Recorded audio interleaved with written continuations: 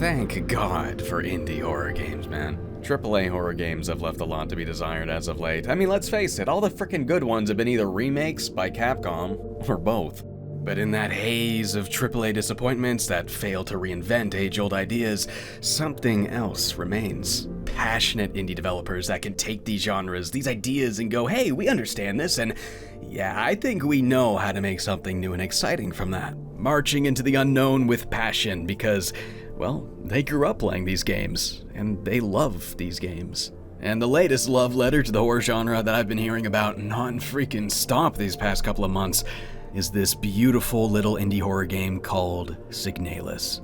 I first heard about the game from a friend probably a few days after it came out. They were really excited for it, and the moment they beat it, they hit me up all like, dude, James, you have to play SIGNALIS, man. It's like the best Silent Hill sort of thing I've played in a decade. And that kind of struck me as odd a little bit because here I am looking up gameplay footage of it and it does not really look like Silent Hill at all. I was looking at like some anime aesthetic 32-bit cyberpunk thingy. But I guess I do often think in my head, if I were to make a horror game, then yeah, it certainly would have a ton of influence from the gears and mechanisms and brush strokes that form games like Silent Hill, but it wouldn't look like the same game at all. It would look more like Animal Crossing, so I suppose the comparison evidently was more of a spiritual one. And I guess that sounds pretty promising when combined with how dope this game looks. Holy shit! The bones of those older survival horror games, stuff like combat, resource management, exploration, the finding of an obtuse series of keys as you comb throughout the map gradually and gradually. Apparently this game does all that stuff really freaking well, so I figured after how empty on the inside Callisto Protocol left me, I should probably end the year on a much stronger survival horror note, so let's get into it already. Starting off with a photosensitivity warning, which, I definitely do want to warn about as well. Many of the UI elements of this game do spontaneously blink, and it is a very constant thing throughout the game. Though anytime it's going to cover, like, the whole screen, I'll put this logo down in the corner as a warning. Oh, they're landing us right in the options menu out of the gate. Good. I go here every time anyways before starting. What do we got here? Oh. Alright, that's a pretty cool option to have here, you know, for the OGs like me. I've been a pretty big tank control apologist for as long as I've been making YouTube videos, and I do still prefer them in many games where they're simply optional. But I don't really think they're worth using here. Tank controls make a lot more sense when the camera angles change a lot, and forward could suddenly mean sideways, jittering you around and being annoying, you know, unless you make one input always the same direction relative to your character and not the camera. But here every screen is posed at the same angle, so there's no real problem here that we need tank controls to fix. I appreciate the option, you know, as a cool little throwback, but I don't really think it's a good way to play this game. God, wow, the effort they clearly put into the visual style here is immediately impossible to ignore. Wow. The analog monitor menus, colors bleeding from the text and images as the interference dances along the screen. It all feels pretty damn authentic. They absolutely nailed the look. We begin the game as an android waking up from a cryogenic sleep, our memory failing us. Everything is a confusing, robotic haze, but we do have this photograph of somebody. Not entirely sure who they are or what our connection to them is, but it is a lead, so I guess we'll look for them. All we can know for sure is that we've crashed somewhere. Time to get up, look around, and figure out what the hell is going on. After familiarizing ourselves with the controls, we tackle a solid puzzle, leave the ship, and discover a crater with this hole, and we crawl through it Silent Hill 4 style, and we arrive at a broadcasting station. Here, we send out that signal. Then our memory just goes haywire. Flashes of words and images. Great holes are secretly dug. Earth's pores ought to suffice. Earth's things have learned to walk, that ought to crawl.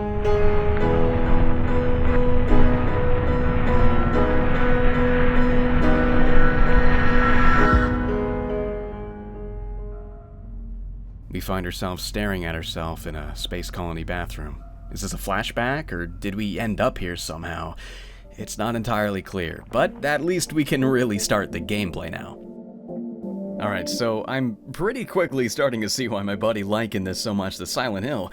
It may have a very distinct visual identity, but the structure of it all is very similar to a classic-ass survival horror game. Resident Evil, Silent Hill, Fatal Frame, yada yada yada. It truly is that kind of thing. The maps always carry a series of individual rooms that are all separated by loading screens. Enemies cannot leave those rooms or chase you to another. Many doors are busted or locked, you know, shit gets rusty, all doors locked. Exploring is always rewarding you with more ammo and resources. Sometimes you can even combine items, whether it's for a puzzle or simply for creating like a more powerful healing item. Save rooms always contain two things, a save point and a storage box where you can organize your items into your very limited 6-space inventory, which you will then populate with guns, ammo, melee weapons, health items, keys, and of course, key items that you will use for some sort of interactive 3D puzzle. Okay, these moments here are where the game's mixed media art style really shine.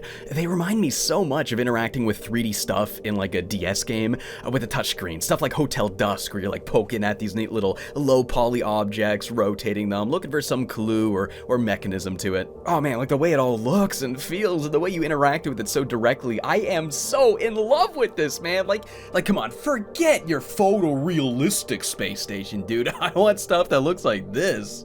Many times you'll just be clicking around, zooming the camera into several spots. You know, you're looking for some sort of button or clue, but other times it'll be like a full-on interactive device. This one here I thought was really sick. You're operating this industrial lockpicking device. You see this X-ray feed of the inside, and you're adjusting the teeth of the key to line up with the lock, making the adjustments and hit and go. Oh my god, that back and forth is so seamless. It's got such a hands-on analog feel to it that just makes these things feel so easy and engaging to interact with. Some of them I can see being a little bit annoying though for some people. I had a fun time lining up the maths here and getting all of these breaker boxes to the correct voltage, figuring out that each symbol is like, okay, yeah, this one's addition, this one's multiplication, that one's subtraction. I love this kind of shit, but do know that it is in here if you find that kind of thing annoying. Other puzzles will have you interpreting some sort of reading material, like you're looking for birth dates, that could be a code, or interpreting seemingly unrelated diary entries as instructions. And not just in like the obvious ways either, right? Like I've played enough of these games, I've punched in the birthday as a combo more times than I can count. Even frickin' The Calling on the Wii did that. No, you're discovering subtle clues that push you to look in less than obvious spots, and the world context it also provides, enriching the narrative at large, like interpreting a solar system map as a safe combination, but in the process you also get to learn about what happens on all of those other planets and how that ties back into where you are. Again and again, I was finding myself really impressed at like how tightly knit together all of these things were. There's also a lot of really subtle things here that really help make it feel like a classic horror game, despite being something totally new. Like from the way the reading material is always posed at that same angle and the way the text slowly fades in, or the save screen flashing red with a memorable spooky sound effect. But beyond the little aesthetic details, they also successfully land the pacing you'd expect from the best of classic horror. That anxious sensation trickling out of you with every loading screen, holding down the aim button during the transition as you eagerly anticipate what may greet you on the other side of the door. The gunplay will probably feel a little bit familiar to those who've played a lot of survival horror games before. You hold down the L2 button and that'll have your character plant their feet on the ground and aim. Your movement slows down to a crawl as you rotate the right stick to line up the shot. It's a little bit harder than it looks here, right? Popping off a successful blow is going to require solid timing. You can't just whip out the gun and pop off some Max Payne baloney. No, it's all slow and methodical. Careful shots that ask you to keep your distance, stay on your toes, and make every bullet count. Obviously, you will find many weapons throughout the game, mostly just the staples of the genre. You know, you got your pistol, the shotgun, the rifle, even a revolver, which packs a pretty good punch, and a submachine gun for good measure too. It kind of feels like they beat every Silent Hill game and then cherry-picked all their favorite weapons. It's pretty cool. I think the most interesting and probably the most original weapon in this game, though, has got to be the flare gun. I honestly didn't even think this was a weapon when I first picked it up. I assumed I needed it for a puzzle or something, but no, it turns out this is a game where shooting fire into an enemy, it's one of the most helpful things you can do here. So with all of the enemies being these infected androids, much like yourself, they are prone to reactivation. You may have downed an enemy, making the room safe, but only for now. The more you walk through it, the more you revisit, eventually some of those guys are gonna get back up. It is such a good spin on that tired old trope of, oh, he wasn't actually dead, boo! And they don't just slap fake dead guys everywhere and make you guess which ones are gonna get up. No, this is something that only happens with the enemies you've defeated. Uncertainty can be a pretty good driving force for horror, and not knowing half the time if you even really finish something off or not, that leads to all of these startling moments where old enemies will spring to life and you gotta decide if it's worth spending more resources to deal with it or not. If you want to prevent this altogether, well, then you gotta burn the bodies. Wicked ass horror game mechanic, and I've been waiting for more games to do this ever since playing The Evil Within, and it is a very cool thing here. It really does add a lot of layers to the decision making.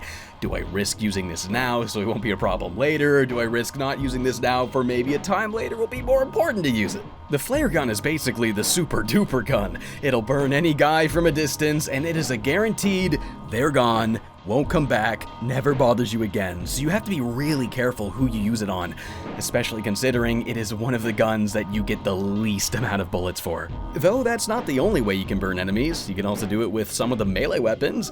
Yeah, these little flares! Jab one of these in a guy and that'll also do the trick, though of course being up close and personal with it, you do have a much higher risk of taking damage. The melee weapons are all single use. You use it one time, it's gone. So we got the flares, and you also have these stun batons. If you have one equipped, that is one enemy you can instantly deal with, take him out, he's gone. I guess I would liken it to the axe from Evil Within, since my brain was just there. It is a very good way to start or end any encounter where you're juggling multiple enemies. Though while the stun rod does take them out instantly, they can still get back up eventually, so the flare's more or less just like a better version of it that's rarer to find. You'll have to remix your strategies as the game introduces more and more enemy types, crafting hierarchies in your head of who gets the flare, who gets the bullets, and who will we just ignore entirely. Probably the freakiest enemy in the game are these bastards here. Oh my god, you enter a room and your UI just starts going apeshit. The signal worsens more and more into this anxiety-inducing static as you blindly pop off shots on the freaky little things that try and make it all stop. Scared the dick right off of my ass the first time I saw these guys, and the encounters remain just as intense throughout the entire game, even on the third and fourth time seeing these things. It is such a unique obstacle that has you wondering, what am I going to bring into that room to deal with this thing? And that is always really fun to do in this game because the resource management here, it is just god tier. I guess I can imagine though that like maybe 6 slots is going to feel way too restrictive to a lot of people, but any hardened survival horror enthusiast that loves making the most out of nothing, you are gonna love this shit. The moment I realized that you only need the flashlight, you only need that thing for the dark room, so if I'm not going to a dark room, why do I need it? I started leaving such an essential item behind half the time, and that ended up being the right thing to do. Like, you gotta be able to make decisions like that, going against the usual grain and parting with those things that would normally be staples.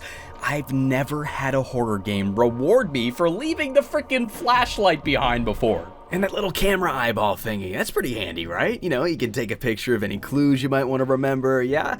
No, absolutely not, actually. It's a red herring. Like, think about it, dude. Like, why would you waste an entire slot of your very limited inventory on this when you could just grab a pen and paper like the old days? Many times throughout this game, I was being challenged to work smarter instead of harder. And, you know, I've seen people on Twitter absolutely hate this inventory system, hate that you have to worry about it all the time, you can't just pick things up all the time. But listen, like, how many games give you that yes or no when you pick something up, and it doesn't even matter. It doesn't even matter. Like, why are you asking me this? But here it matters. Every time you see that, you will stop and think, what are you carrying? Will this be a good idea, or is saying yes just gonna make me have to run back to the storage box? Like, listen, it is so easy to just view this as something irritating that bogs down the experience, but like, once you get past that, and you instead let it inspire you to actively be making meaningful decisions with thought put into them, thinking about routing and the order you tackle things in,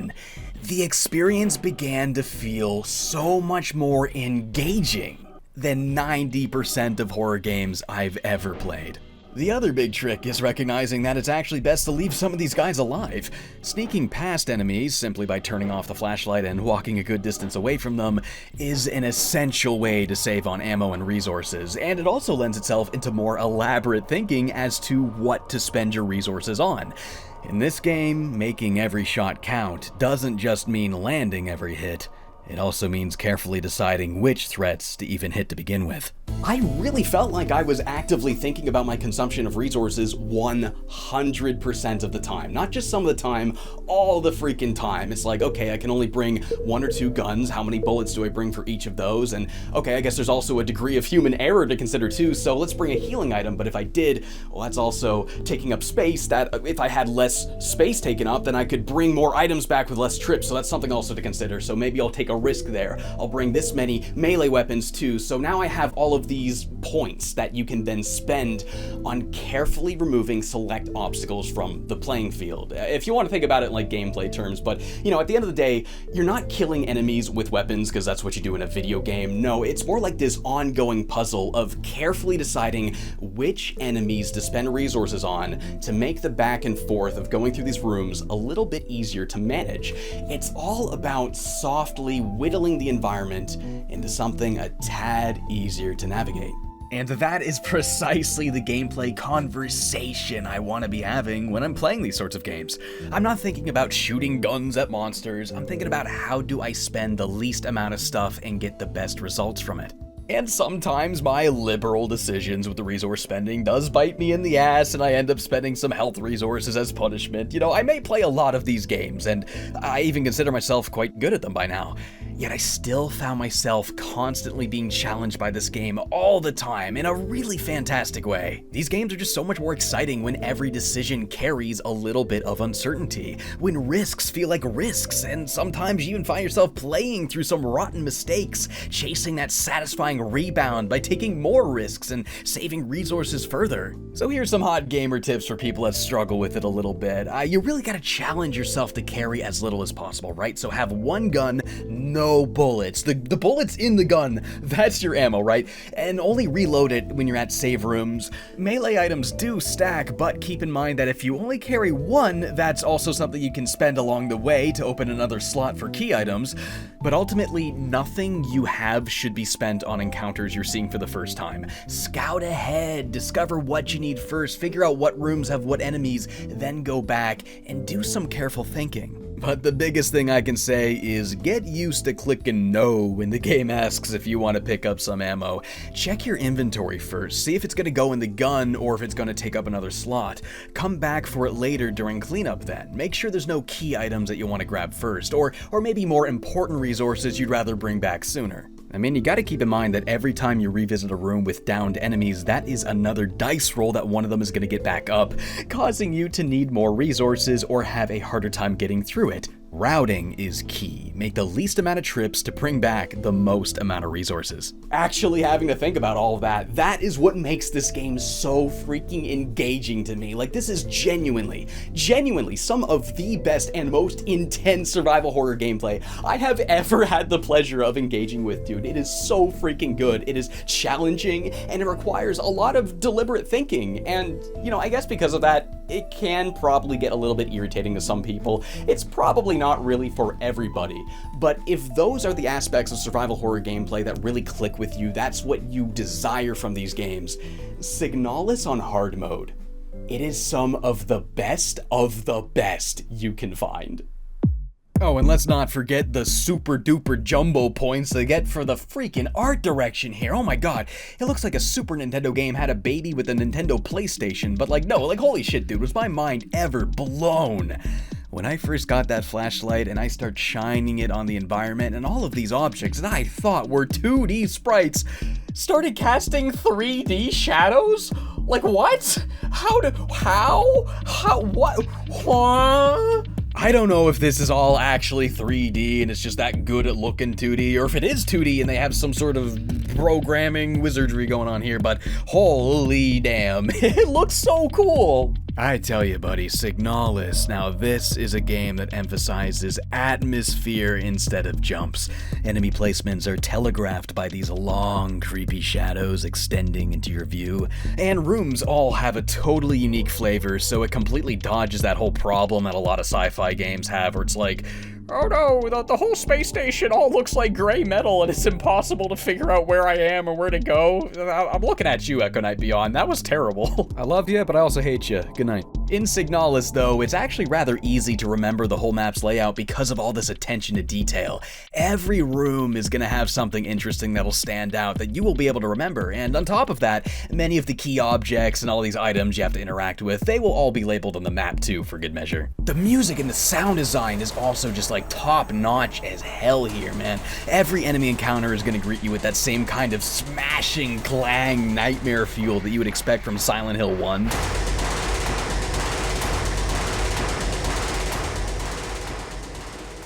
And the more somber moments, they're always met with these haunting, tuneless melodies, the music carrying a hollow sadness or confusion, and it elevates every moment where you take a break between each descent and reminisce on the things you've learned so far, what it all means, and what even is reality anymore. Signalis' presentation is just absolutely incredible at embedding powerful emotions in you. The harsh imagery they use in flashbacks, the interactive nature of these scenes even, drawing in your attention and sparking your curiosity, subtly planting puzzle pieces that you'll link together the further you make it. And the more we descend, the more a fleshy mass engulfs the world around us. Memories come and go. You have no idea what's even real anymore. It's an incredibly tragic story about the exploitation of transhumanism and the decay of consciousness. It is a feverish display of powerful themes, and it is just such a bizarre trip, a brilliant combination of both cosmic and psychological horror. There's a hell of a lot to unpack here. Like, so much so that I'm not even really sure that I'm even capable of doing that. Like, it's definitely the sort of thing that we're going to be seeing tons of video essays about over the years, like interpreting in all sorts of different ways. But I guess I'll kind of go over it, you know, like I'll sort of get across what you find out happened in the end and what ends up happening after that. But the game is so symbolism heavy that I guess I'll mostly be speaking like thematically about it or whatever. Okay, so after we comb our way through the colony, learning about its purpose and the purpose of the androids, and butting heads with this other android named Adler that seems to want to stop us from whatever it is we're trying to do, we once more crawl through this hole and end up right back where we started, the broadcasting room. Are we physically here again, or has our mind simply looped back around to a memory? I don't know. But after our descent into madness, the memories begin to surface. An island. Probably the last thing we saw before we were converted from human to android. Our memories locked away and transformed into a tool, a device for productivity. From there, we were launched into space on a tiny little spaceship accompanied by a single human, and there was some sort of goal. Something to do with finding aliens or mineable planets or something like that. Whatever it is, it's in the interests of some big space corporation or whatever, and we're on a big, long, probably never-ending journey that may or may not even bear the fruit of results. So what do we have to keep ourselves busy? Art, you know, music, films, but mostly each other. You've got everything you need to pass the time, but what happens when you've read every book, watched every movie, danced to every song? What happens when the life in a box becomes a life in a cage? What happens once you've memorized every nut and bolt in this tiny spaceship that you're forced to relive the same day and over and over and over? You stop being human and you become a method. A hamster given its bare essentials and forced to turn the wheel of somebody else's interests. The promise was of something grand, to be part of something important, but in reality, you're just waiting alone in space for your inevitable death. The same thing, the same thing, the same thing. Until one day, it all goes black. I really do think there's something to be said about this, juxtaposition between the total disregard of life and the magic that life can be, experiencing art and love and the simple faucets of even being alive. The wind in your face as your eyes glaze over a beautiful horizon, the sky, the stars, and the earth below. These are the sorts of things you hear these people reminiscing about, these basic elements that made life worth living before they became artificial, manufactured and canned into a tight space, boiled down into something measurable and meaningless, in order to achieve some sort of big thing that they hang over your heads like it's more important than your very life itself. You watch these poor androids all spiral into hell. I'm pretty sure it's more of a metaphysical experience, but I don't think the flesh here is literal as much as like it's their senses being altered, experiencing memories and thoughts and even physical sensations that are not there. The hyper-complex series of neurons that make up your brain damaged and manipulated, transformed into a computer. Fading memories slip away as the electricity that brings forth these thoughts slowly fizzles out. It's like our consciousness is melting away, and it hurts, and it's pain and confusion. The infinite hell of trivialized humanity leaking into a broadcast and plunging all remaining androids into a careening train of madness lasting eternal. And it goes on for everybody, and it never stops. So what do we do about it on this long, confusing journey we make? Do we pull the plug and embrace oblivion, ending this infinity of confusion and terror, or do we cling to that endless pain, for we are scared of the sheer unknown that awaits in the alternative? There's something very human about holding on, and there's this irony, like between the human curiosity that remains in you and the human fear that remains in Adler as he tries to prevent you from pulling that plug, fighting you every step of the way just to keep something going, something, for no other reason than he is scared of nothing. Because, what is nothing? What is death? What does it mean to no longer be? I don't know. But I do know that the same thing on loop, no matter what it is, can become indistinguishable from death after you loop it enough times. The only difference is that you have to feel the pain. But against the will of the machine, both the one in us and the one we are in, the human part prevails. We see it through to the end, and we see the end.